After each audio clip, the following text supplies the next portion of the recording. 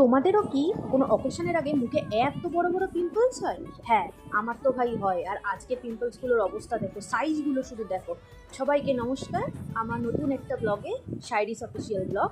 তো আমার মুখে এত বড় বড় পিম্পলস হওয়ার কারণে আমি সবার কাছে প্রশ্নের উত্তর দিতে হচ্ছিল যে আমার মুখে কী হয়েছে। সেই জন্য আমি হঠাৎ করি একটা পিম্পল প্যাচ অর্ডার করি।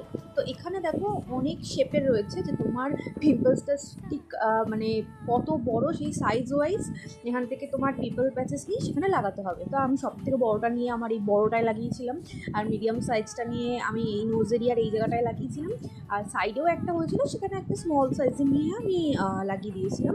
তো এটা লাগিয়ে আমি রাত্রেবেলা ঘুমিয়ে গেছিলাম। আর এটা লাগানোর আগে পুরো মুখটাকে জাস্ট ক্লিনজিং করে নিয়েছিলাম।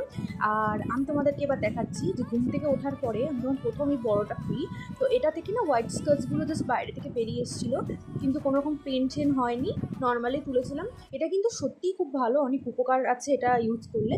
আর ওই বড়োটা তো বাবা আমি পরে ক্লিন করতে গিয়ে এতটা ব্লাড বেরিয়ে গেল। প্রোডাক্টের লিঙ্ক লাগলে কমেন্ট করো। That is for today.